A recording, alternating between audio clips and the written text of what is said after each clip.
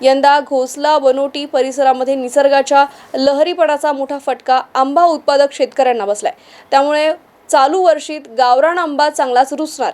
त्यामुळे आता अक्षय तृतीयेला गावरान आंब्याची चव म्हणावी तितकी चाखायला मिळणार नाही असं तालुक्यातील सध्याचं चित्र आहे। चालू वर्षी आंबा उत्पादनावर नैसर्गिक लहरीपणाचा मोठा चांगला परिणाम झालेला दिसून येत आहे। ज्यावेळी आंब्याच्या झाडांचा मोहर बहरण्याची वेळ होती त्यावेळी अचानक पडलेल्या पावसामुळे आंब्याचा मोहर बहरण्याऐवजी झाडांची ग्रोथ वाढली आहे। त्यामुळे आपसुकच अपेक्षित प्रमाणात मोहर न फुलल्याने आंबा उत्पादनात मोठी घट झाल्याचं दिसून येत आहे। शेतकऱ्यांच्या मते यंदा हवामानातील अनियमितता, पावसाचा लांबलेला कालावधी आणि तापमानातील चढउतार यामुळे आंब्याच्या झाडाला आवश्यक असलेली थंडीच यावर्षी मिळाली नाही। त्याबरोबरच ऑक्टोबर-नोव्हेंबर महिन्यात पडलेल्या पावसामुळे मोहर वाढण्याऐवजी झाडाची वाढ झाली आहे। परिणामी त्याचा परिणाम आंब्याला मोहर येण्यावर झालाय। त्यामुळे आंब्याच्या झाडाला मोहर येण्याचे प्रमाण अगदी कमी झाले आहे।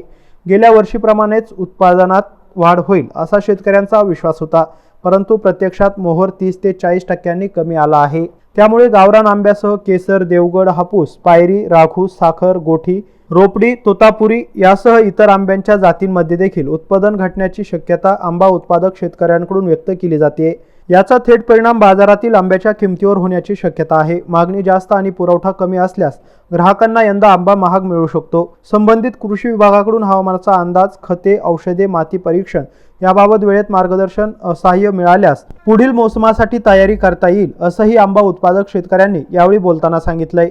Dnyaneshwar Patil, MCN news, Soygaon, Chhatrapati Sambhajinagar.